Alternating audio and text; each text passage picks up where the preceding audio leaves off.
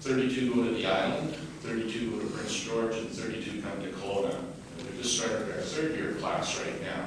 We have 96 students at this time, and we'll top out at 128 when we get to next year. So the building here, there's a couple lecture theaters. Upstairs, there's a bunch of tutorial rooms and a sort of a histology lab and various offices. I have an office and a research lab here, and the medical school kindly allowed us to use the facilities this morning free of charge. So that's a plug for that. Right on. Anyways, Mark is going to go on with the radio seminar here, and I'll just look after the videos and audios for you. Video. I'll just talk a bit. Good morning, everybody, and such a fine sunny day to be inside, but well, there's a lot of material I have to cover in probably an hour, hour and a half. We'll be here, and then if any of you want to go out to the field or whatever, we can do that after lunch. And first thing we're going to do is I'm going to set the stage up for my experience mainly with Spectrum and 2.4. A lot of the talk will be on that. I've got Len, who's going to talk about aerotronics, and Al's going to talk about Futaba. And one of the main things we want to express here is about fail-safe and the setting of fail-safes and so forth. But right now I'd like to show you a small video I made in Kelowna, and then we'll get going with the actual talk about radios.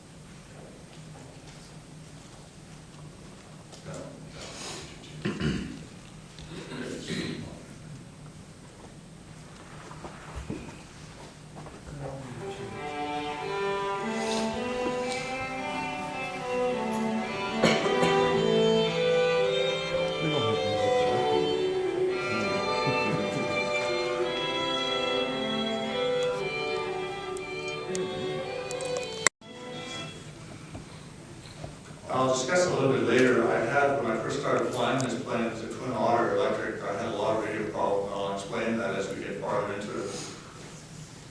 First of all, I'd like to thank John and Todd for arranging this, and been one of the things, I'm the chairperson of the Radio Spectrum Committee of MAC, and one of the main things we want to do, one of these PowerPoints back. Yeah.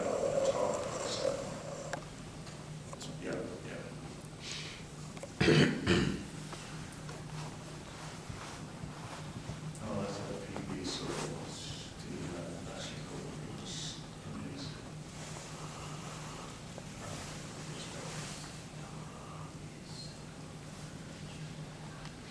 Our mission statement is the Radio Spectrum Committee of MAC is here to assist all members with the proper and safe use of their radio equipment. And that encompasses training and also keeping it up to speed on all the radio bulletins that may come out. There's been so many changes in the last 8 years of radios. The big thing was spread spectrum when I came in a couple years ago. First of all, I'm going to tell you a little bit about myself. At 12 years of age, for a birthday present, right here in Kelowna, my father took me for my first plane ride. He was a World War II flight instructor. He taught all over Canada, Ansons, Harbors, Cessna cranes, and he was telling me about some of the rudimentary flight instrumentation they had, nothing like we have nowadays with GPS, things like that. But that was my introduction to flying, and then shortly after I bought, how many of you owned the Cox 049 control planes? My brother called it the slug of the string. It took quite a ways. It took you half a day to get them started, and if you did get them flying, it took you half a circle before you actually got them in the air. So my working career, I was a senior radio technician for 35 years. I did that and saw immense changes. In fact, one of the sites I looked after was right here at the north end of the Kelowna Bridge. I'm sorry, the airport. If you'll notice, there's the crossing at the north end. There's a tower with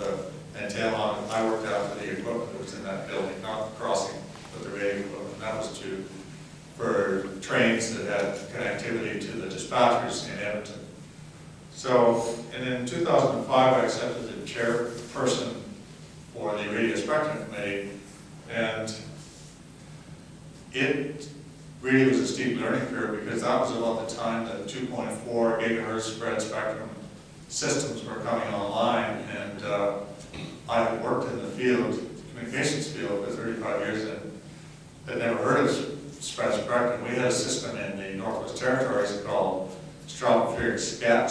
I think I'm not sure of the word, but it was a scatter system when they just threw the radio waves up in, and hopefully the other would bounce off the ionosphere and people would be able to receive it. But spread spectrum is, when we think about the 72 megahertz stuff we had 1 megahertz of bandwidth, which had 50 channels in it, or 40 or 50, and spread 20 kilohertz apart, took 1 megahertz. Well, now we've got 80 megahertz of bandwidth for our 2.4, and depending on the system you're using, you've got frequency hopping or spectrum. In our original system, you grab 2 channels. And I don't get any reports of interference. Usually when you get reports of interference, it's something somebody's done in their own system. And often our flying locations are nowhere near like your Wi-Fi networks and things. Has anybody had interference issues with 2.4? I mean, they've got the Joe Bell event where you've got 1,200 pilots show up. There's no impound.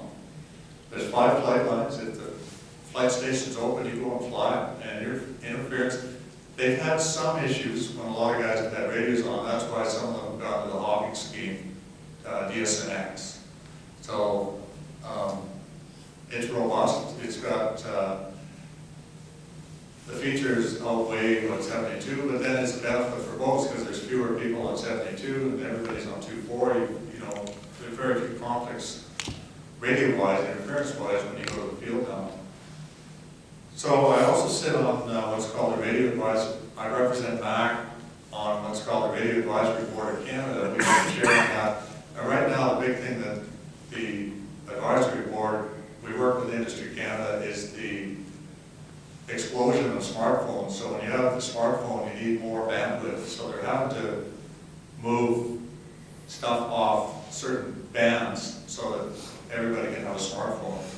And that has been quite interesting work. We have because our frequency is 2.4, it's what they call the industrial, scientific, and medical band. It's shared. There's no licenses and there's no fees.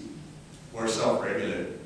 And so we can manage ourselves. Industry Canada will leave us alone because they recognize that we do a good job looking after our own stuff, and they leave us alone.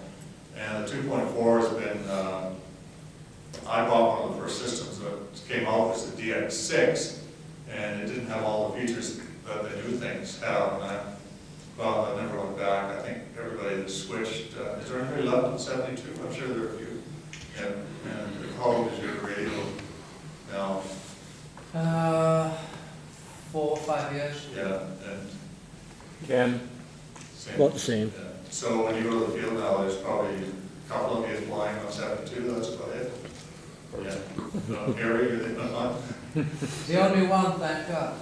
Oh, okay. You don't have to worry about it. You still should pay one.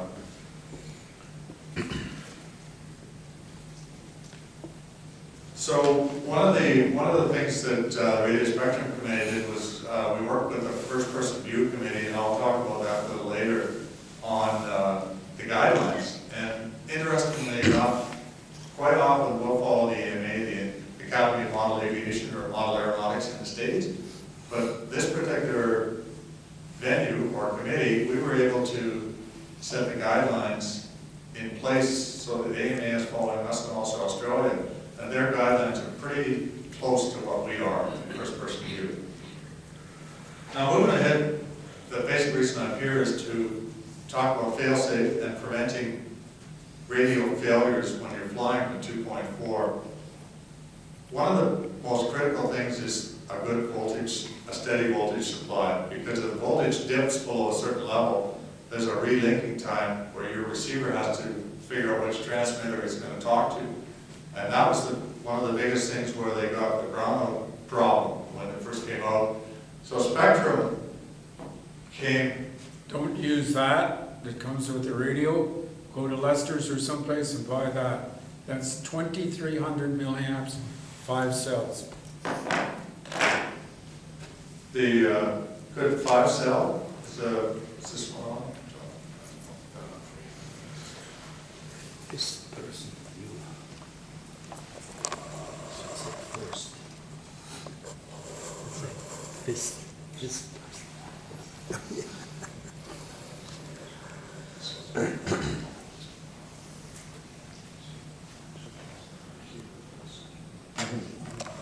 Yeah, like I was saying, this is 1100 pack or 2300. I won't use this one because I just use it for testing at home because one of the leads is not very secure.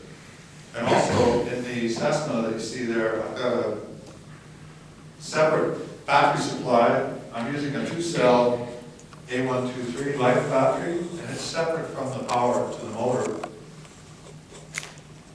And I can do all my testing before I even plug in the power. See, where's the other radio? Oh, there it is.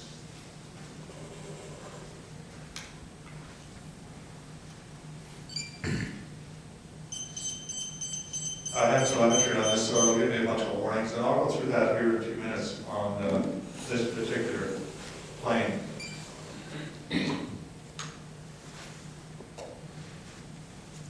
In 2006, shortly after I was appointed to the chair, I had the opportunity to go to Champaign, Illinois, which is where Tower Hobbies and Horizon, they're only about half a mile apart.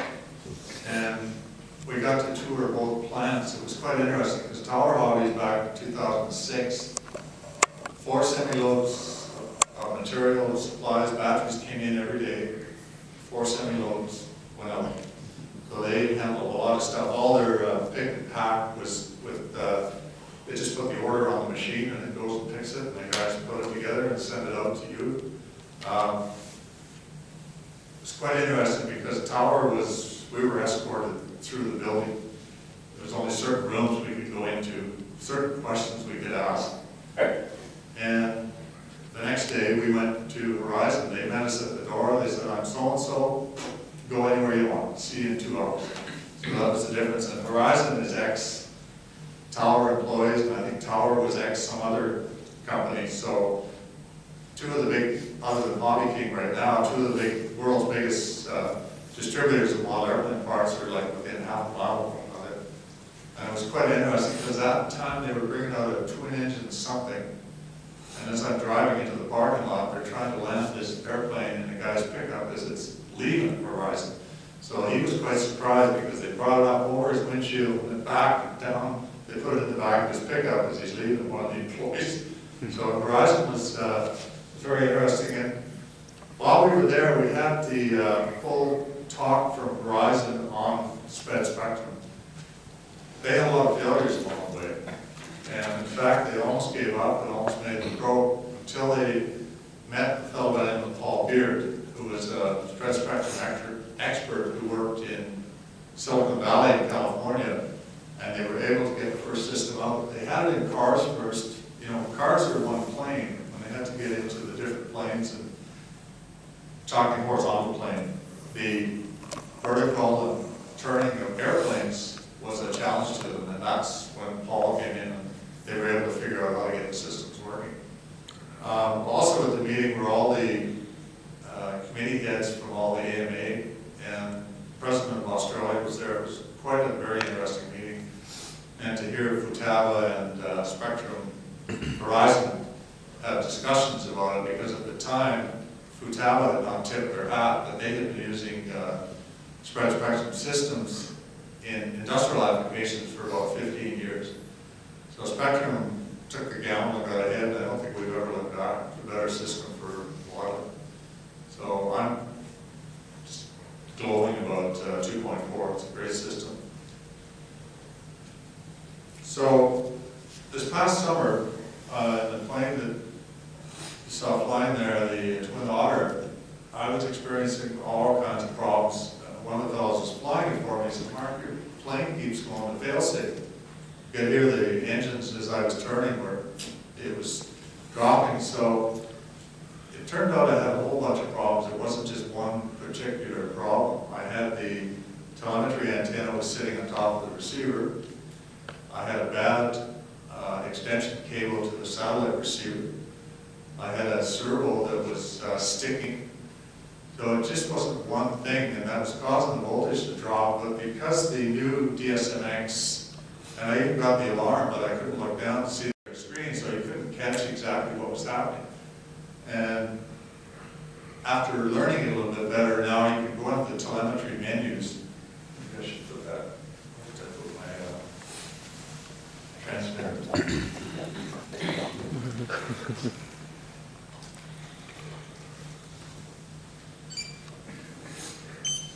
When I first turn this on, I get an alarm. I have to put a battery in the motor to supply the speed controller. So you can go into different menus here. You see that okay? Tilt the camera a little bit differently. Yeah. Is that better? Getting better, yeah.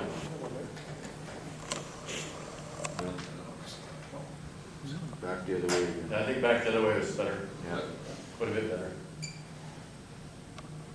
Yeah, more tilt, yeah, A little more, where you now? great. Yeah. Right there. Yeah. So what's happening is when I move the elevator, I get just a momentary alarm. So until I was able to figure out what was going on, I fixed the lead, changed the lead, relocated the satellite so that you want one on the level, horizontal, and the other at 90 degrees and as far apart as possible.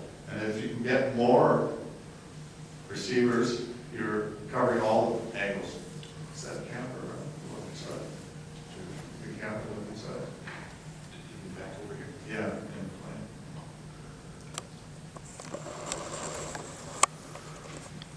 Or there. Well, you can see it from here. Let's see here. Maybe after we can have a look. But anyway, in this one, I've got the telemetry antenna and the main satellite 90 degrees. There's only one antenna off the DSMX 8. So you can set your parameters for when you're going to get alarms. There's another menu. But right now, I don't have any voltage to the battery, to the motor. The receiver voltage is a 2-cell life battery. It's 6.6 volts, 70 degrees on board. You see the actual fail in the holes. This is the flight log. This system, when I was getting all kinds of failures, when I was having problems with my Twin Otter, and since I made all the changes, this one I can go and hardly have any fails or holes in a complete 10-minute flight. So they've really improved the connectivity with the receiver equipment. So there's the actual voltage. I don't have the RPM sensor on board. So at the end of the flight, you can see the minimum and maximum. And we can also, that's the end of the telemetry logs. So you can set the parameters in another driven menu. So one of the things, and I'll stress it again, is the adequate voltage to your receiver on board. Now if you're using, anybody flying big quarter scale stuff or anything bigger, a lot of the guys are using what they call power box from Duralite or SmartFly. And some fellows are even running like 2 batteries. I think it's electrodynamics. They've got a system that one fails, the other one will kick in. Also, another good thing to use, and a lot of your basic switches are not trying a current rating. So I always replace, and depending if I'm running a switch with a heavy duty switch, oops, the other way around. So these are available. It's got a charge on board. They're very robust. They usually fail in the on position. Quite often they're double pull, double throw. There's 2 contacts, so the chances of them failing are pretty minimal. I think they're between $12 to $15, depending on where I run them. Another thing I do like with electrics is I've got a whole bunch of steps I take for electrics. In other words, the receiver has to recognize that this one, pick 2 channels, it has to see the model number 2. In this particular one, I'm model number 18. I have a switch for throttle so that nothing happens. I can put that on this screen.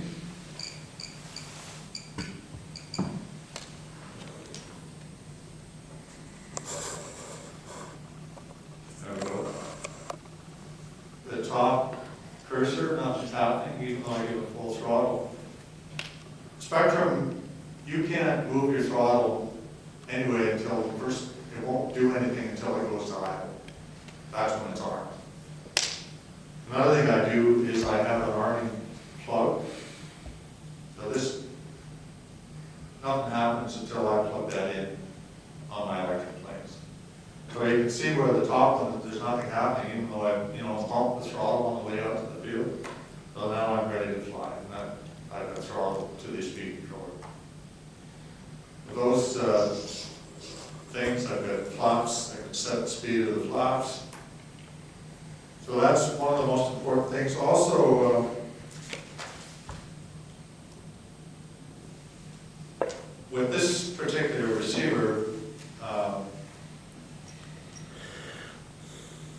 Spectrum, if you had a data port on your receiver, the old ones, this one is built right in, the DX8.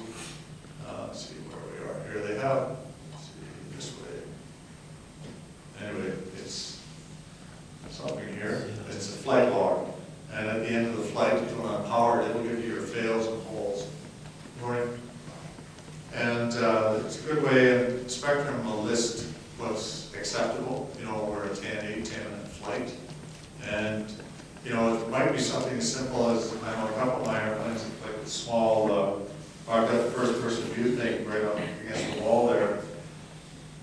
I have the antenna outside simply because I don't have room inside. But sometimes you may have to mount the antenna outside, one of them, to get good reception. So put that, let's see the one that had the guide, the Spectrum. Best practices. It's in this.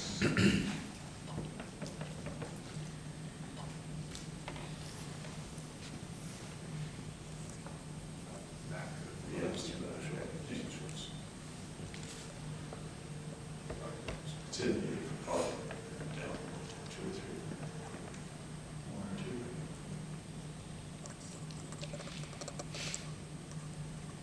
There we go.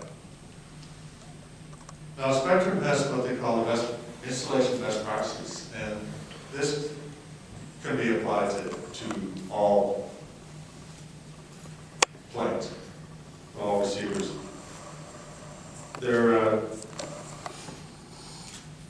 I use Robarts air tubing on the antennas just to keep them straight, and with a bit of work they will slip on and stay on. You don't have to use any glue or anything. And if you've had problems during your flight, any of these planes, you've had a power bump or something, the receiver will flash. So you have to investigate that after. And there is a relinking time. That's why Spectrum, the DSM-8, the X, it's something like 5 milliseconds where it's rebound and your power comes right back on. DSM-2 is quick too, not as quick.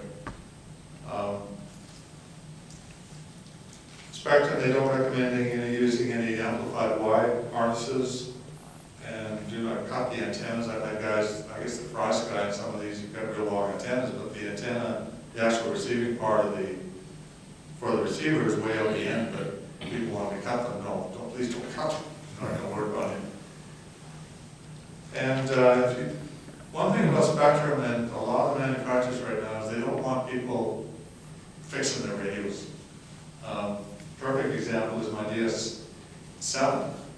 I had it the first weekend, I sent it sailing off the table at the flight line. I broke the screen, I broke the antenna, I broke some switches. It was a week old, I thought, no, send it down, I paid for shipping. They fixed everything, sent it back, paid for the shipping, and paid for all the parts. Even though I wrote and said, this is what I did. Receivers I've had out of warranty, I had a couple of receivers go last year, sent them down, I didn't know how old they replaced them for free. They don't want people touching anything. The liability issues that happen in the States, they just don't want to take a chance.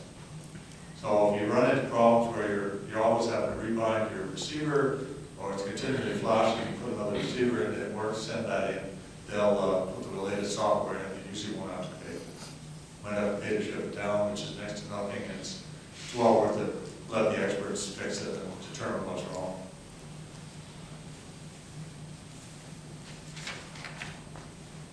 So I've pretty well gone over the issues I had this summer. Binding, our committee right now is, we just came up with a proposal on, they wanted us to come up with a guideline for fail-safe, and it's still in the discussion state.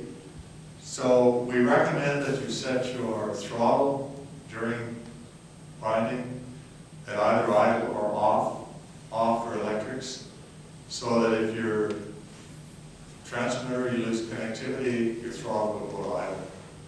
You're not going to hurt anybody. You may lose your airplane, but you're not likely to hurt somebody. There's some discussions, like I've got a quadcopter, a drone.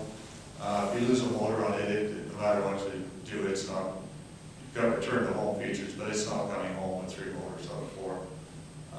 But if it goes throttle goes to idle, there's less chance of hurting somebody. That's still in the Spectrum Committee has made their recommendations. Now we have the Safety Committee and the board to come up with a guideline on fail-safes. Now the assessment that I've got here, when I put it to fail-safe, throttle goes to idle, and it goes to last hold command.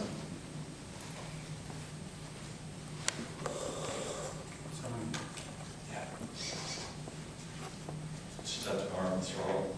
It should hold down. Yep. Plug in the power.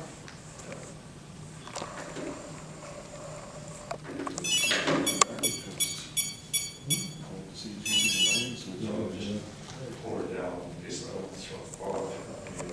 So you can see I've got throttle. I've got up elevator, rudder. I just shut the transmitter off. Goes to the last command hold. So the rudder's going to stay there.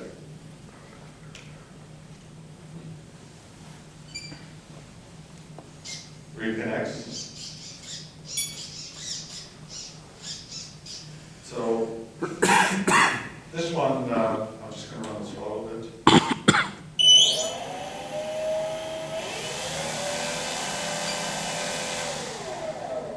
Goes to idle. If I shut the transmitter off, it's lost connectivity. That is the recommendation right now. It's still in the review stage at the MAC board level.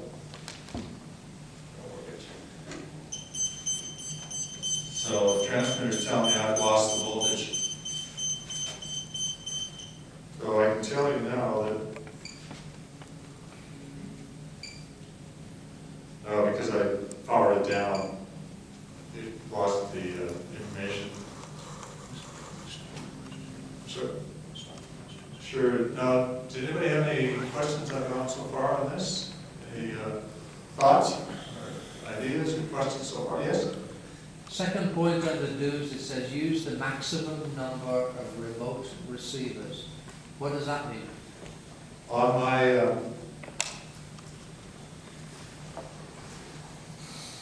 if you have a, let's see here, if you have a data port on this,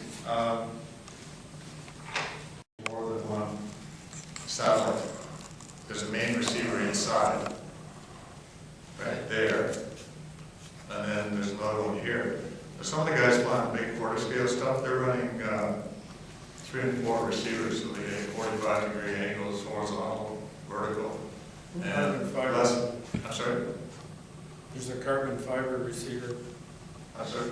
There's a carbon fiber body. Oh, yeah, you want to make sure that, now another thing I failed to go over was doing an adequate range check before you fly. The first time you want to kind of get an idea, I kind of keep a record of fails and holds and other problems with the receiver during my first flights, and like I did with, I was having trouble with the Twin Otter, just to give me an idea. And right now, I can have a flight that will get one little loss of signal glitch at all. And you want to do your proper range check. If you can keep it up off the table, your ground will attenuate the signal if it's wet or anything. So you just want to put it on the table, because how often, the only time it's on the ground is you're going to be close to it when it's taking off. So you want to do an adequate range check. Mine, this one here, has menu driven. So you just go to,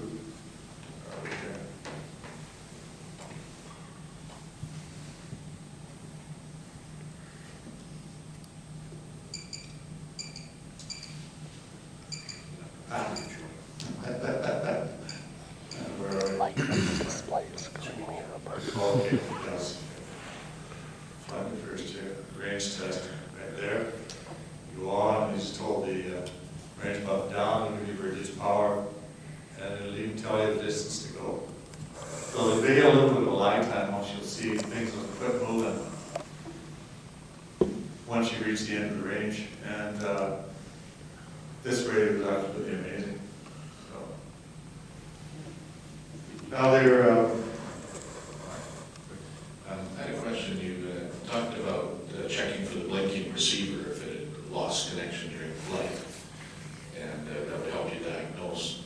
The problem I have is if I lose a plane, usually the batteries come disconnected and there's nothing blinking. It doesn't keep any record of what happened. Whereas, for example, Castle speed controllers do.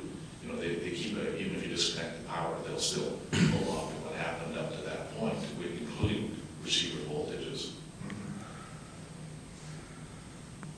does make it tough. I think some of the new, like at the end of my flight, I often shut the radio off where I forgot to look at the data. With some of the new ones, I think the DX9 that just came out, the one that'll talk to you, has some sort of data capabilities, but nothing I don't think on board. So the only thing I could think of would be using something like a servo current monitor, which Eagle Tree sells. They chart. It's amazing some of that stuff might help you. You know, see a voltage drop. There's all sorts of parameters. In fact, the Eagle Tree's got so much stuff. I've got some of their components, and it's a steep learning curve too. And I think that's probably one of the things, just to monitor the voltage, which it does. You know, but it's another connection, so you're putting more connections on your airplane. 9 times out of 10, you'll get a warning or two before you end up crashing. And with good luck, sometimes it may not be on your first flight, though. That's the only problem. I think what I'll do right now is I'll take a little bit of a break and let Len come up and talk about electronics and setting the fail safes on those. And then Al, who's that?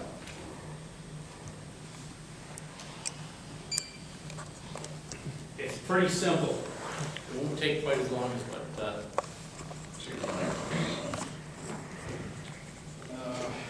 okay.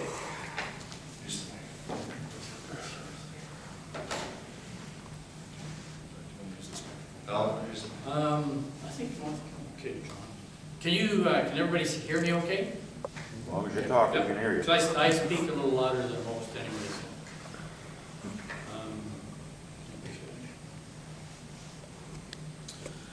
I did a lot of research before I went into, oh, by the way, I'm, for the fellows that maybe don't know me, I'm Len Stagg from the Oklahoma Radio Control.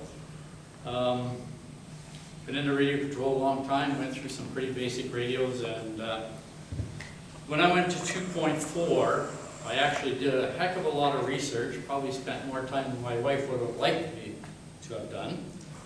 But I finally decided to go with Airtronics. They took all the good stuff and left all the bad stuff behind. I started out with an RDS 8000, which is was the 8-channel system. It was great. They hadn't come up with the SD10, but as soon as it came up, it had so many features in it, I just had to have it. One of the things I like is when you're setting up your programming, you don't have to turn your transmitter on as far as transmitting power. You can go strictly into your display, pull your display button down. Your power comes on, you use about a half of your battery to do your programming, so you don't have to plug it in, recharge it, and all that sort of thing.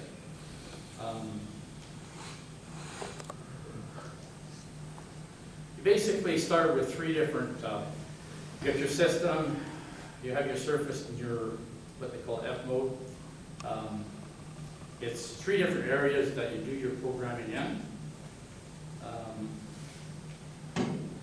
You start off with your username, which would be the owner-operator of the radio. You go to your model name, you type in your model that you're going to program.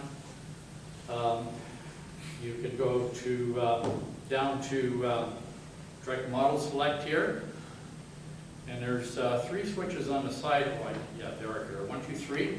So what you can do is you can put in your 3 favorite models that you use a lot.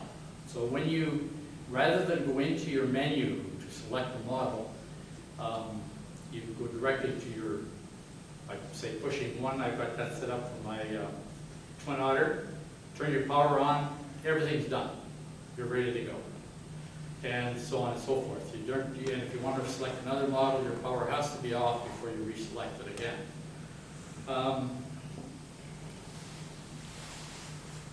Type is basically your type of aircraft, whether it's aircraft, helicopter, glider. It has all the software in there. Your modulation is depending which receiver system you're using, whether it's a -1 or the -3, the -3 being the more advanced receiver, having more program things set up for it. Your low power, you go into here, and you go into, well, I gotta have my transmitter turned on for that.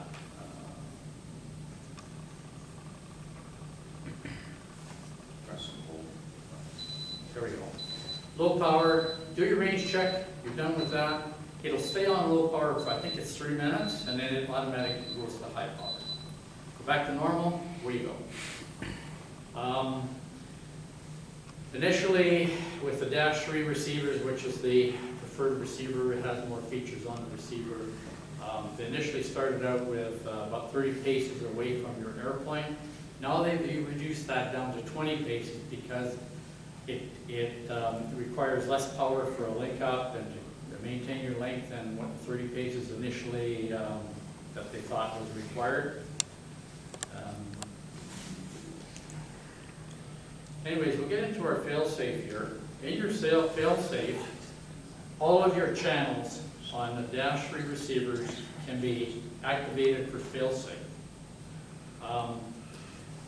Now, where the cursor is blinking there, you've got EL. Now the aircraft that I've had set up for here is it has a left and a right elevator. So EL is left elevator, and when you go down to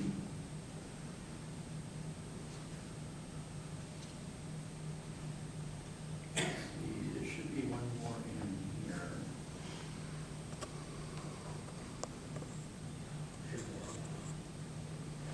Anyways, it selects, because the thing is, the 2 separate servos are plugged into 2 channels, so it has an inhibitor on each one. And the reason for that is one servo is reversed from the other, so you have to select your fail-safe individually. If it's on a Y connector, you just would have the one set up. Now to do your fail-safe, all you have to do is say, take your stick, pull it down a little bit, and as your elevator goes up to where you would be happy with, that, okay, that should be good if I lose a signal, the elevator will move to the up elevator position to that. And then, let's see here, I pulled it back 3%, so it gives you percentages, you know precisely what your elevator is going to do.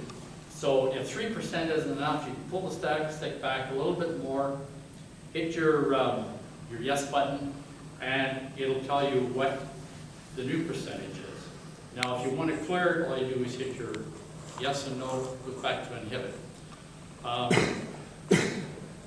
You can also go down to your gear, and you can also program your gear to extend out, if it's retracted, of course, extend out to down. It'll also do that on failsafe. So you can have any channel inhibited or any channel activated, whatever you want. It's the operator's choice. I'm not so sure that failsafe is all that great. There's some good pros and cons with that. For instance, if you have your elevator programmed for up elevator, in the case of going into failsafe mode, what happens when you're inverted and you got up elevator? You're toast. Sometimes you'd be better off just keeping it neutral when you're inverted, to go through, say, that area where you've lost your signal. I don't know if I've been running my system for going on 4 years now. I have not had a problem with any of the signal interruptions on the system. The Airtronics only uses, it's very similar to Futaba, they only use a 2-wire antenna system, whereas the silver tips on your antennas are your actual antenna.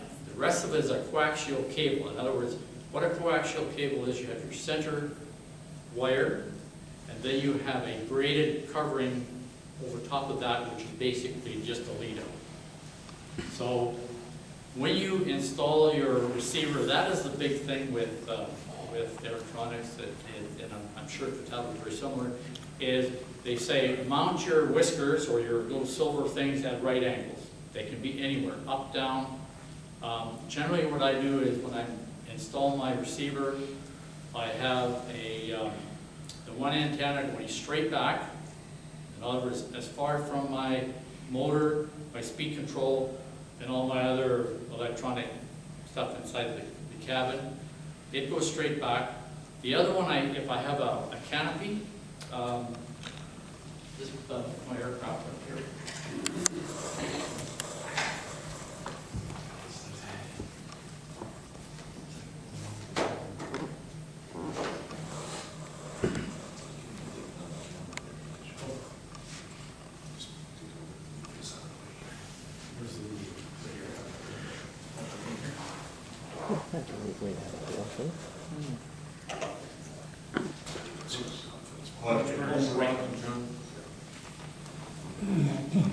We may have to do this afterwards, but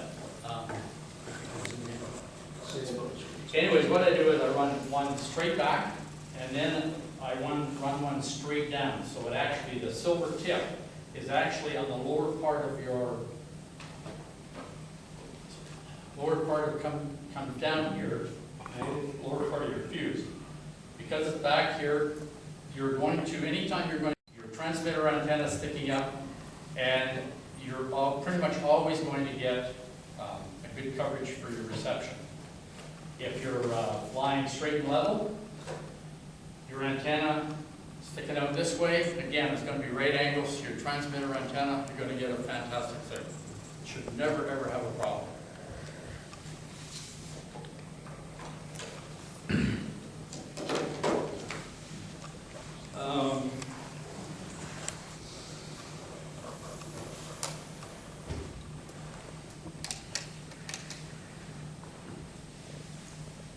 As far as range on the Dash 3 receivers, you're looking at guys are getting 2.5 miles, which is basically out of sight. Gliders, it's out of sight. It isn't going to help you much. The Dash 1 receivers, which is your lower price receiver, has a few little features as far as fail-safe programming. It only allows you on your 4 channels, which is your throttle, aileron, elevator, rudder. It doesn't give you any fail-safe on your other channel. But It's meant more for, say, smaller models, flying closer in, but it still gives you, I know for a fact, I've flown a model on floats over water at Shuswap. I was almost over the city at Salmon Arm, and I was still getting full reception. And I did a Google on that, and that was about 1.5 miles. That was initially when I was doing the float plane. I was doing some trimming on it. It got a little further out than I was hoping it would have. Fortunately, I got the airplane back and it wasn't a problem, but it goes to show that at least I had a good solid radio reception and didn't have any problems there. The receiver systems, when they designed it, they took all the, like I said, the good stuff out there, and they felt that you didn't need satellite receivers as to the cost. If you look at that versus, like, say, the Dash 3 receiver, which gives you a 2.5 mile range, the only downside is you don't have telemetry yet. Airtronics is working on it, but I think they are going to go with the system that Multiplex, I think or Grotner has, and it's a spoken telemetry. Because, as Mark has said, you don't always have the pleasure of looking at your screen to say, okay, this is what my receiver voltage, this is whatever. And my way of thinking, if I want to go telemetry, I want to go with the spoken. So I can select the parameters I want, whether it's receiver voltage, voltage to my motor, and so on and so forth. That's what I want. But basically, I want it as a spoken voice command type thing. And where I would be more interested in for telemetry is airspeed. You take your airplane up, do a stall, and when you're landing, you can do better speed control, keep it 5 miles an hour over the top of your stall speed, you should be laughing. So that way you can make more precision approaches, landings, and things like that. But they haven't made any announcements, and it's like their car telemetry. If they do put it out, they want it to work perfect. They don't want to make modifications, changes. They want a solid system that will work all the time. But if it isn't spoken, I really don't see any advantage to it. That's just my personal preference. The SD10 is, the Airtronics SD10 is really strong in the glider programming. A lot of guys have switched specifically to that because of it. I think it was last year, the U.S. national glider team that went over to Europe all used Airtronics SD10s because of the programming better. I'm still learning, and I've had mine 4 years. And there's still stuff up there that the manual doesn't even tell you how to do it, but there's a way around it and you can do it. It just takes a little ingenuity. There is an excellent forum on RC groups on the SD10G, and I had a question one time about a specific issue I had with programming. It wasn't an issue, it was a question I had. I put my scenario in there, this is what I wanted to do. I went back, 10 minutes later I had 2 answers. This is how you do it. So bing, bing, bing, my problem solved. If they can't do that, Airtronics also has a toll-free line where they have a guy that will have you talk through your problem, your thing, whatever you want to do, in a matter of minutes, and they pay for the call. Servicing, I haven't had really any need of it because I haven't dropped mine off the table like Mark. So thank goodness that I didn't have to. That's basically about it. It's quite a very simple system.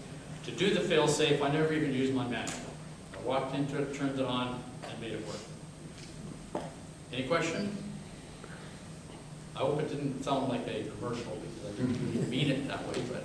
We finished with the Spectrum salesman, and now. Will it keep active current settings, like where your sticks were last set? Absolutely. Okay. There's also a lock switch on your transmitter so you can lock any accidental settings. So you actually have to unlock it before you can actually continue on with any program. That's available on the system as well. Once a receiver is bound, you don't have to rebind after doing settings, you just go fly. All your switches are 3-position switches, so you're not stuck with 2 positions, other than the momentary one. So you can select any switch you want that's convenient for you, not for the manufacturer or somebody that says, this is where the flap switch has got to be. With your receiver, you can use any channel, like normally your 1 is aileron, 2 is elevator, and so on and so forth. You can change those to whatever you want, and on any switch you want. Basic rule of thumb for setting it up is if you're going to do something to activate something other than your 4 basic controls, is you need a switch to turn that system on. So it's kind of a little bit of a learning process, but once you get to understand it, it becomes easier and easier all the time. So Todd, I hope that answers your question. Yeah, once you're programmed, you can make any trim settings, percentage, and everything's in percentages.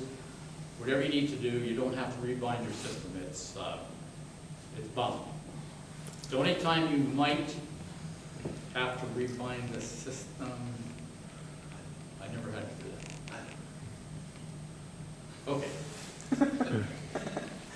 We're gonna take a couple minute break here. People can stretch and use the bathroom. The washrooms when you came in were just off to the right as you came in the door. So just have a stretch. We'll eat break.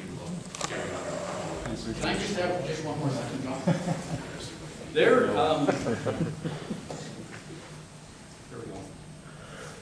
There's another unit up here that I'm really sort of sold on as far as fail-safe is concerned, is the Eagle Tree Guardian 2D, 3D stabilizer. They're designed and made in the US. I think it's just out of Seattle. What you do here is you have, this goes into your aileron. The other white are just your signal lanes that plug into your receiver, I believe it is. And you can set up, it's a stabilizer in the sense that if you, say we're flying inverted, and you lost your signal, it would upright your airplane and put it at a level, and if you had, your receiver was set up for a, say, a left or right turn, with whatever preset elevator setting, your aircraft would go into that. Now, the bonus with that, we all know the air out there is not still air.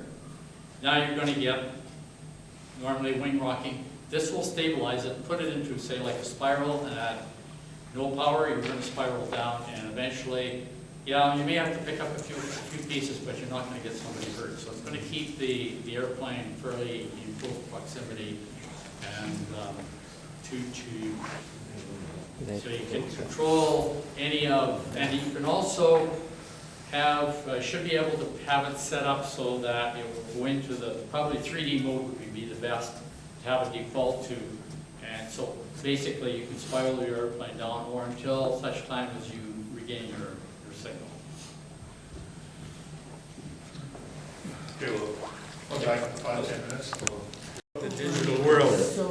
Everybody either has Shaw or Optic TV, right? Okay, so Shaw is on a coax cable. Can you hang on a second, Al? We got talkers over here. Hey guys. Hey, guys. Show us on. Thanks. Shaw's on a coax cable and has been forever. I don't know when they started, but coax is the old way of doing things, and it's analog. Plus, to get into the high-def world, they had to start sending digital as well. If you have optic TV, it's totally digital. Now, I'm not going to say which one is better because we get into this Ford, GM, Dodge argument.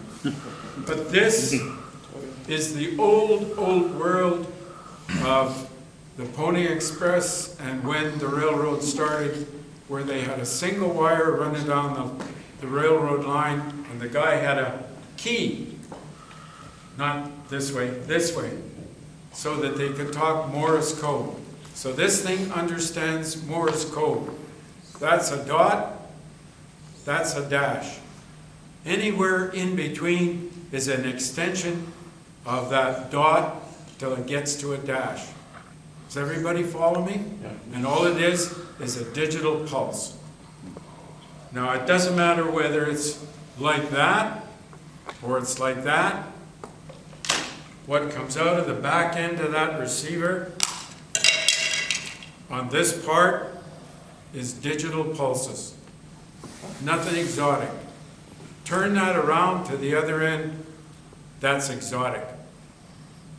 So we used to send a radio signal and we sent just pulses. And in the world of pulses, it's called PPM in our industry. When we got really exotic in 2001 with that, we sent PCM 1024. That's binary mathematical counting, where we send, instead of a pulse, we send a whole bunch of little tiny pulses. And they mean something in the mathematical world. Does anybody remember ticker tape parades when Eisenhower came home after he won the war? You would see him riding in the back of a car, and it was all this paper floating out. What it is little paper tape about this wide that runs through a machine, and it has 5 little holes, or any change of those 5 little holes. That's binary counting, and it means something. That's what your keyboard is in your computer. Those 5 little bits tell you whether there's 1 here, none here, 1 here, or any combination of that to give you a keyboard. And that's how we work today in our brand new modern digital world. If anybody has seen 2001: A Space Odyssey, you know that the guy talks to his IBM computer called HAL, and it talks back to him audibly. When you work with these radios, you have to talk to Michi, because Michi is in here, and you have to talk to him and program it. Now, I brought this radio specifically because this is the first of Futava's version of 2.4 gigahertz. You could take and order this from Lester, and you could order it as a 72 megahertz, and there's the antenna. You could tell Lester, I want it on 2.4, and you would get this box with this little antenna.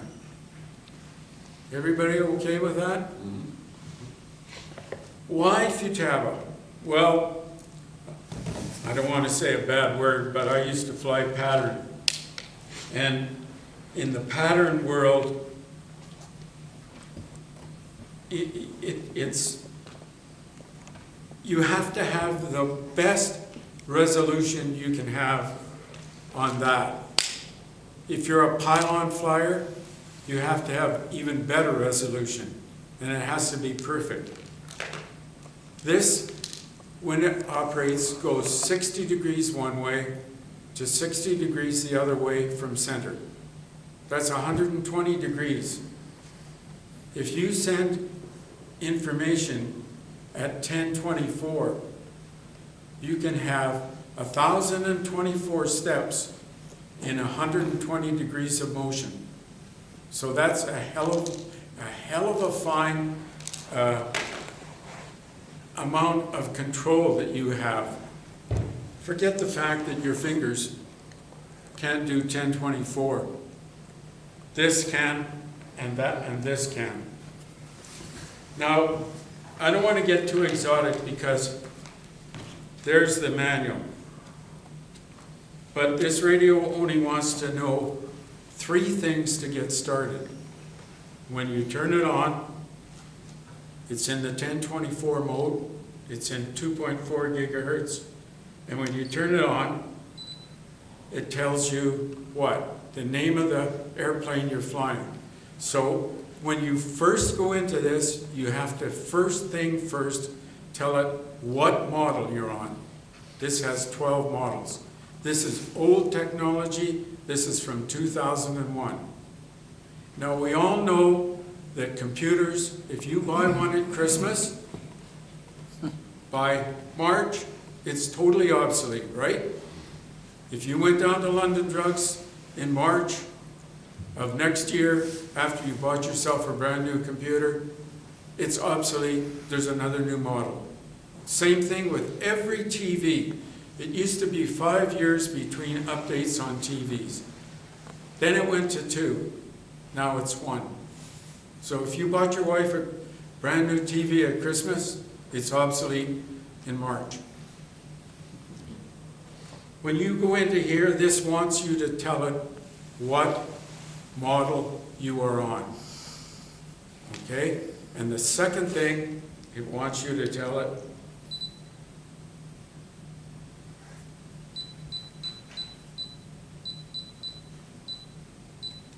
is something called parameter. Now that says Michi wants to know how smart the receiver is. So if you're using one of those or a 7-channel, it doesn't have any brain power. The only brain power it has is it remembers fail-safe on the throttle. Can you switch between 72 and 2.4 on that radio? You can switch between 72 and 2.4 by taking that module out. Oh, okay. And the module is connected to the antenna, not the inside guts of the radio. So when you take this module out and plug in a 72 meg, the wiring inside hooks you back up to that. This and this are not hooked together. I don't want to talk about this now too much, because when you go to Lester's or someplace and order a radio, it comes with a 2.4 gig antenna, this thing sticking out of there. But what I wanted to bring to your attention was the fact that all through the different vintages of radios, things change. The same as the computer world, everything changes. And what this thing wants to know when it's in parameter is how many channels.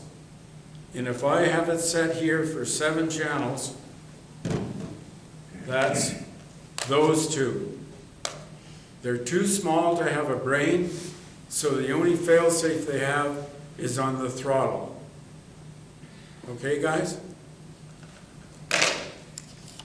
If I tell it, oh, I got a big 14-channel receiver, oh, well, you're smart enough to know that you can do all sorts of fancy things. So if I go into my parameter and I tell it, oh, I'm going to change that from 7 to 10, I don't have to do anything exotic. All I have to do is tell it, yes, I've changed it. Now, in the computer world, when you want to redo something, you reboot. So that's what you do. And up here, it'll tell you 10 channel.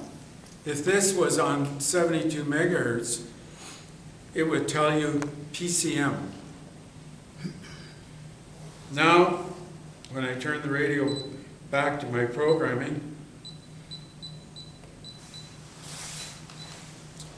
I have a screen that shows all of this. John, can I put this up for a second?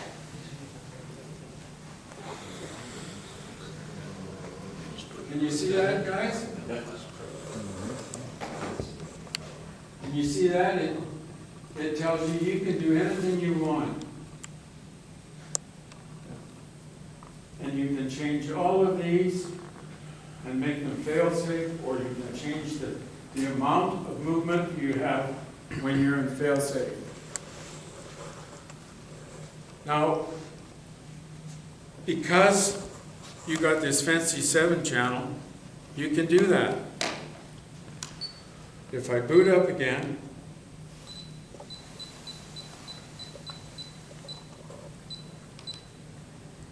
and I go down here and I change it back to 7-channel, I have to reboot it again. That's the way we change. We reboot. Now,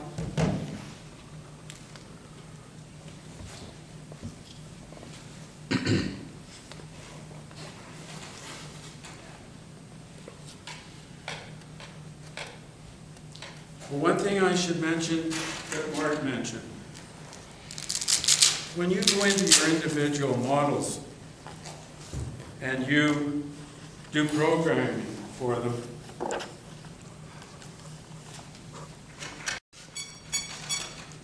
doesn't remember who you are. The Utabo only remembers the fact that you programmed that radio for a certain function. In Mark's spectrum, the transmitter will not talk to the model unless it has been programmed for that model. If you are out at the field with 3 airplanes, how many guys go with 3 airplanes, 4 airplanes? So if you program this and you turn it on, and it's on your anything different than what your airplane is. So if this is on a beaver or an otter, and this, the name on the side says Malibu, you will control that model that's on the ground, and you're trying to play with it. If it's the wrong model, you're screwed. Now, we want to talk about fail-safe. Mark said the throttle, he's got a position on the throttle that nothing happens. Throttle doesn't work.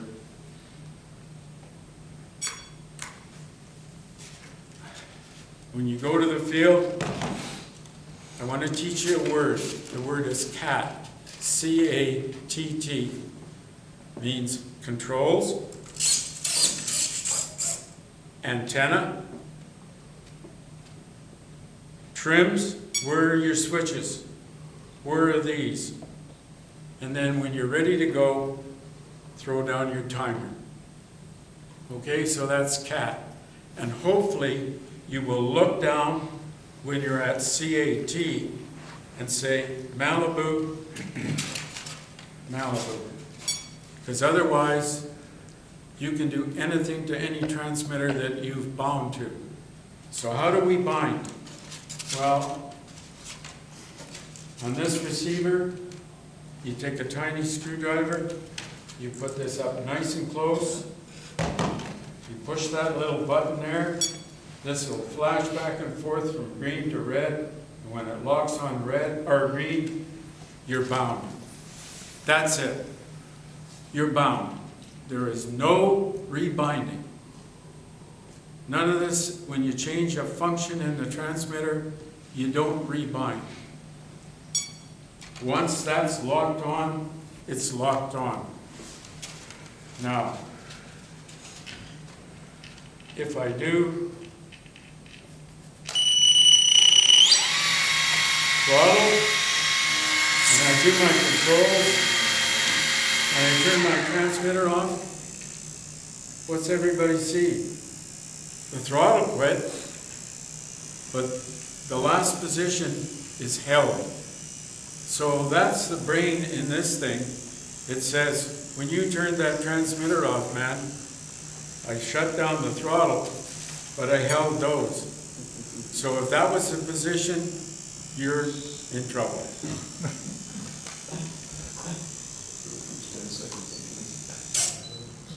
If I have this big one, like we showed you on the screen, we can change all of the functions of the fail-safe so that these ailerons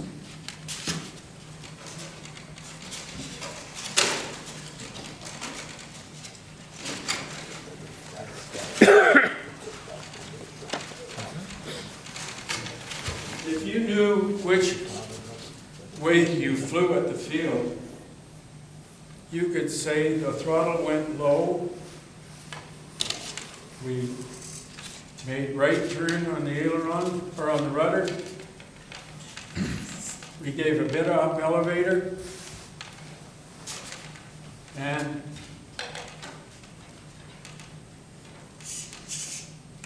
we put a little bit of right turn in the ailerons. That's only when you have the big fancy receiver that can remember all that. Now, Mark said that he got into Spectrum a few years ago, 10 years ago. Why Futaba? Well, in the North American market, there was a guy named Phil Kraft who made Kraft radios. And I used to fly, and I'll say the bad word, pattern, and go to contests and go to the Nats.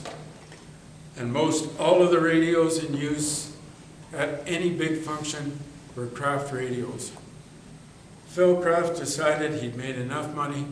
He sold his company to a big American corporation who didn't give a shit about it. They only wanted to sell it off as a loss on their income tax.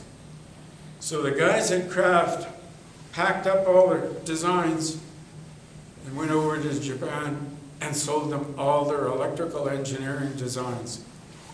They sold them to JR, and JR got going. And why Futaba? Because when I went into the hobby shop in Royal Oak in Victoria, when Kraft was obsolete, all they sold was Futaba. So I've been through a 5-channel, 7-channel, 8-channel, 9-channel, 9-channel Super, 10C, 10CA, 10CG. Stu Seymour has a 12-channel Futaba. He asked me to program it one day. I turned it on. I looked at the screen and I said, sorry, Stu, I don't know what this is. I give up.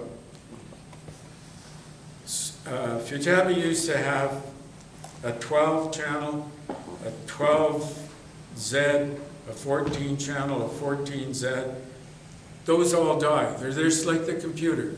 They die. They go away off the assembly line. Now all it is an 18-channel. If you look up JR and Spectrum, they have everything from a 6-channel to an 18-channel. I don't know where we're going, gentlemen, but if you guys are all old, like most of you are, the only one that's young is Todd, you're in trouble because it gets more and more and more complex. Now that's modern 2.4. It's exotic. There's 2 systems working. Spectrum that Mark has, there's 80 channels in the 2.4 gigahertz band. Spectrum takes one here and one here that it finds are free and it locks on. This is called FAST system. It runs through all the 80 channels and it sees which ones are in use, and the transmitter says to the receiver, I'm on channel 14. Hop to 28.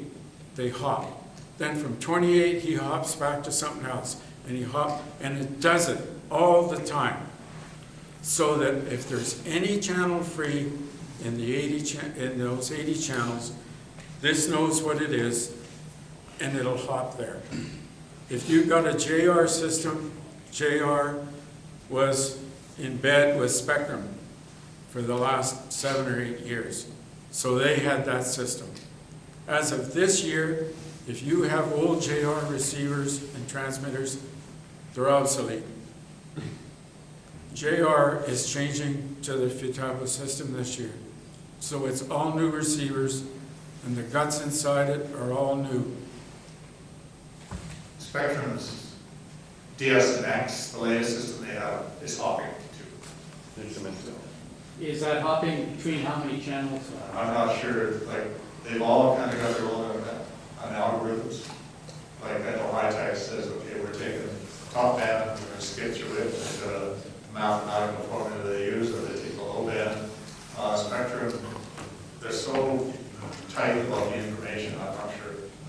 nobody's telling anybody anything in the industry. Everybody just finds out as it goes. Now make sure, like Mark said, you don't use this piece of shit, little 600 milliamp, Sorry, man. and go get one of these. They're only, I think they're less than 20 bucks at Lester's. Now, I look around and I see the people that aren't here that I know are going to Monroe, or maybe some of you have been, and you're buying these, Futaba 9Cs. And what you're gonna do is you're gonna come home and you're gonna take that module out and you're gonna plug one of these in that's made in China. And it's on 2.4. And we're gonna talk about fail-safe because I don't know anybody that's brought one to me that I can look at. Maybe Mark has.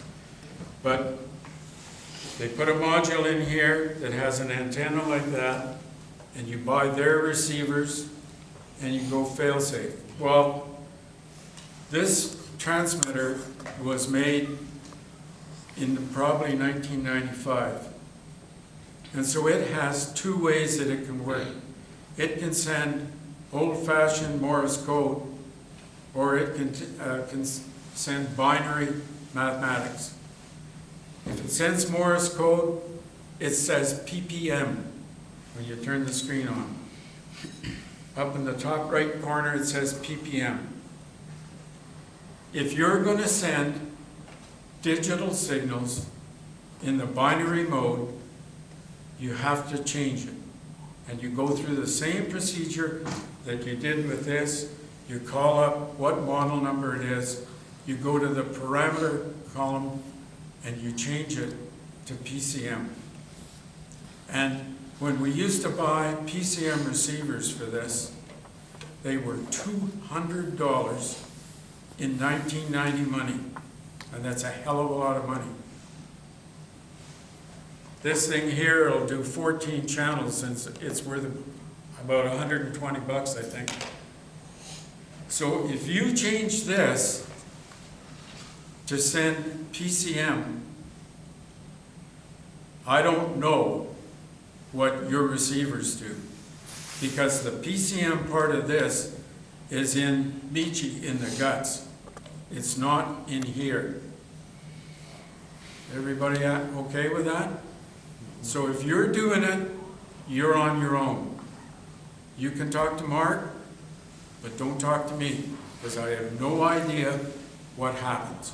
And I don't know how you're going to make it work. That's something that if you buy the equipment from China or something, because this sends pulse position modulation, whether it's Morse code modified, or it sends a big long strip of ones and O's, which are a digital word.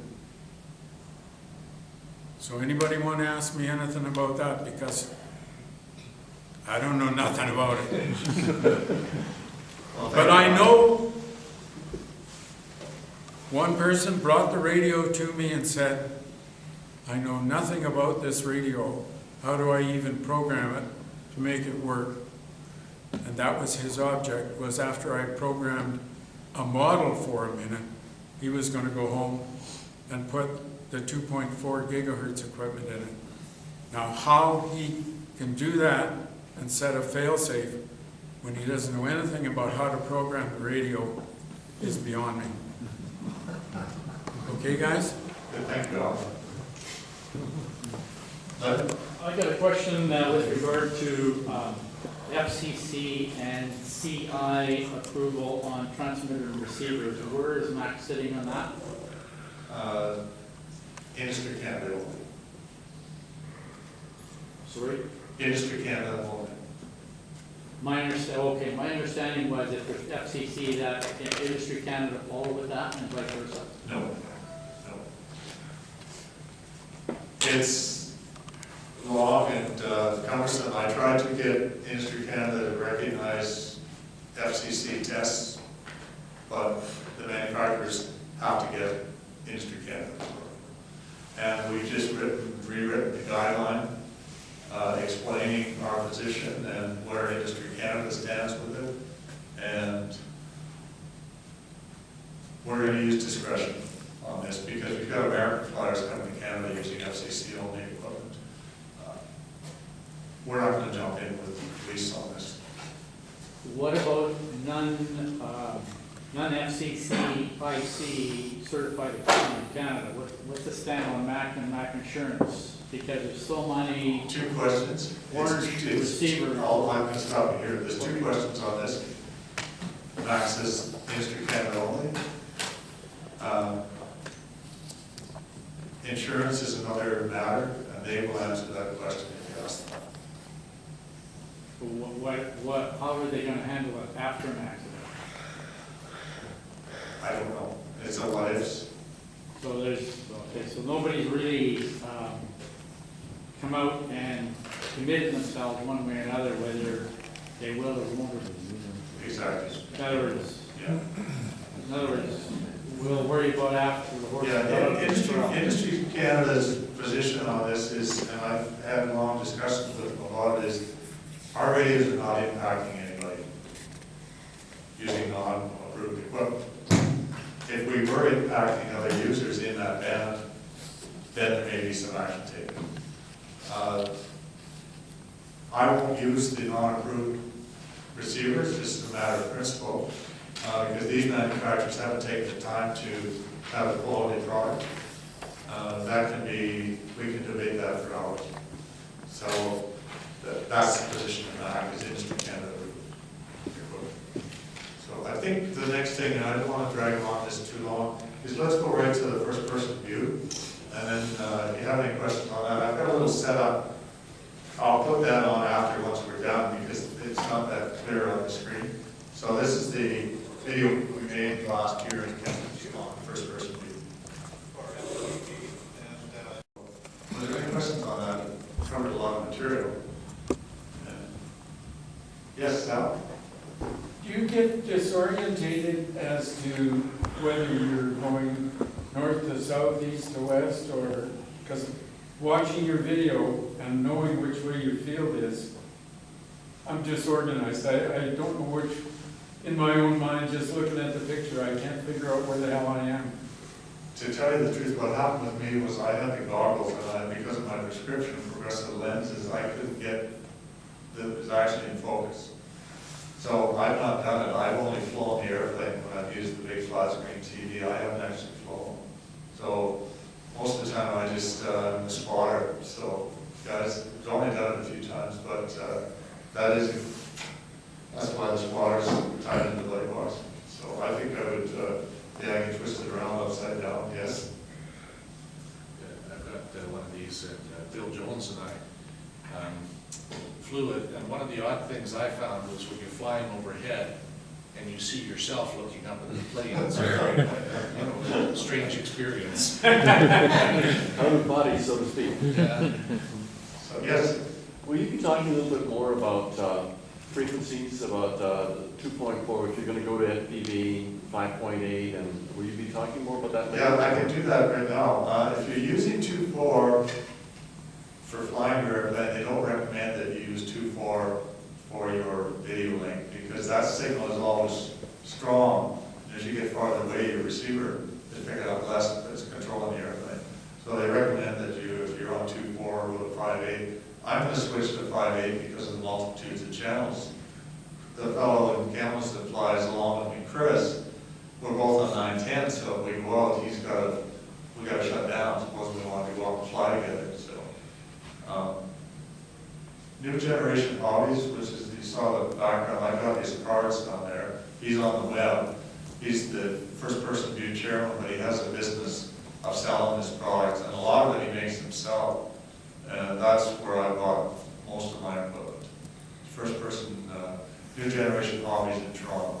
Oh, so it's Canadian outfit. Yes, I've got some cards if you do anybody wants. So, yes, Len? 2.4 or 5.8, or those basically are fixed frequencies that if the system operates on, it doesn't pop? No. It No. doesn't think so. Well, the 910, as you go down in frequency, actually would give you more range. have you utilized that system at all? Yeah, Or was it in 900 anyways, whatever? it was? I'm on 910, and that's the only channel that we're allowed to use is the ham. There's a lot of stuff around there. My cell isn't that far away from there. So,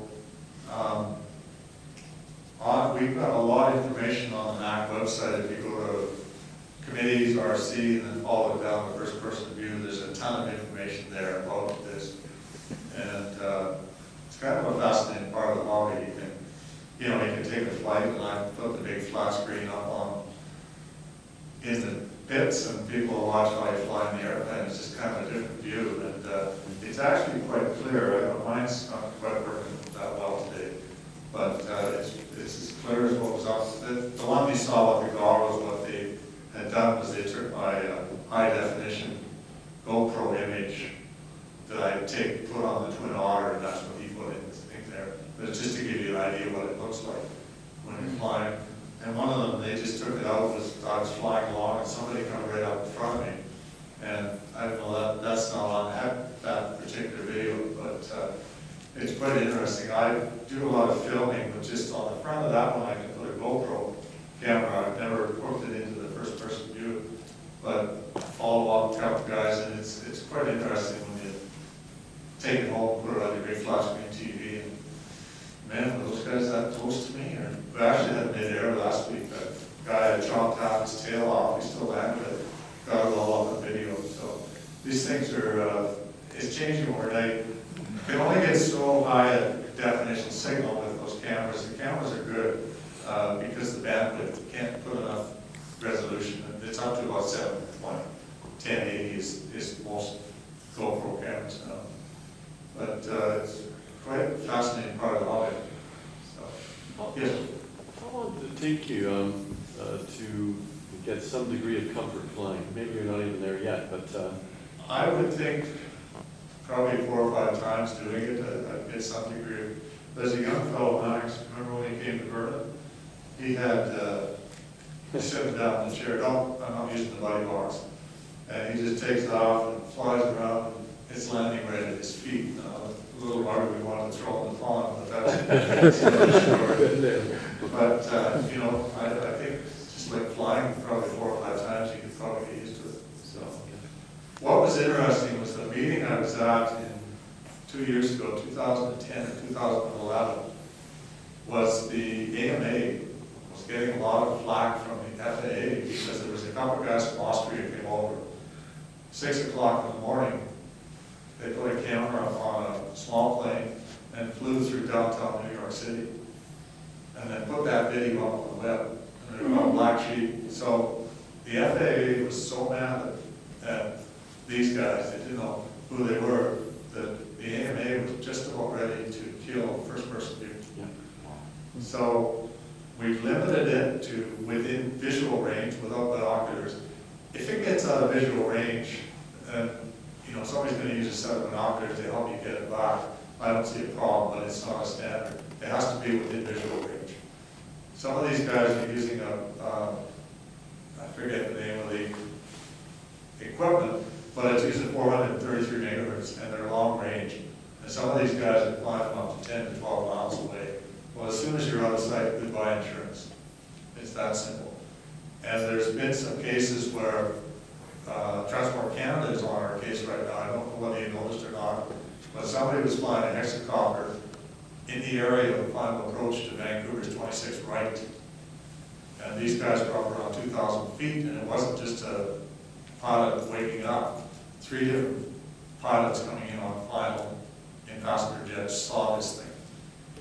They have not been able to track the guy down. If they do, there's going to be trouble. But these are the things to keep in mind about first-person view. Hexacopters and any of this equipment now, keep it within visual range. Len was talking about it at Shuswap. Don't look at it there. I put Google Earth tracker on it, 1/4 mile away.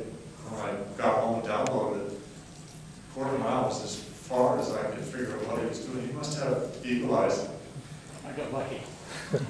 because It was an E-flight, was an E-flight beaver. yeah, we're talking, I don't know how these guys are doing it, getting out that far with quarter mile away.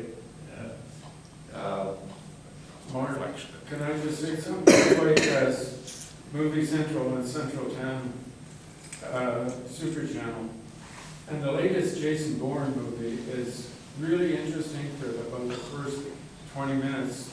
They fly these drones in to kill these guys, and the picture they get with the guy sitting in the control room 10,000 miles away is absolutely incredible. And as I was saying before, first person view is young. Mark's into it, really young. But this is going to be like your computer or your TV. This is only going to go like this. So if you're on the ground floor, but talk to guys who are on the ground floor, because this is not going to go away. Fortunately in Canada, we've got a person, Richard Barlow, our former president, sits on a board. It's in the Mac magazine. They work with Transport Canada. It's called CARE Act. It's kind of a wing of Transport Canada on rules and regulations around drones, quadcopters, these sort of things. Our restrictions are nowhere near what the states are. The states, there are even universities that want to do studies, have a heck of a time getting permission to fly. They are coming out with regulations, but if you see anybody out there, please advise them to stay within the rules. We've got guys, and I've got a few cameras too, flying in city parks around people. We've got to keep these things in mind. But we're only at the start, so I'll just go over a little bit about it, and then we'll finish up here. On the plane, there's the transmitter, the camera, I can pan, and on board here, there's some GPS equipment that'll tell me how far from home I am. That part there is in the aircraft. I've got a different one I'm going to switch over now. There's hardly any room in that plane. It's called Penguin, and the cockpit is huge where I can put all my electronics. Here I've got the receiver, and this goes to a video link, and I've got a little MP4 player. So if there are any more questions, we've been kept you all here all morning. And yes? Just have a quick comment. I know we're stepping away from FPV for a moment, but I know John had asked about spectrums. When you have an issue with the receiver and it has that blinking light. Yes. As soon as you disconnect the power, the new Spectrum's new update, which if you have a new Spectrum radio, register it and do the firmware updates for it. The new 2.03 Spectrum updates gives you, if you have a telemetry module for your receiver, from DX7S and up will actually give you recorded telemetry information about your flight, and it's to your controller, so you can actually get that information after the fact if you do crash. Yeah, some of that you can download or leave it on your car and look at it. Yeah. I think there's another program. There's another program needed, but you can get that information. But there's a lot of firmware updates that will be specific to fail-safes in the product bulletins through Spectrum.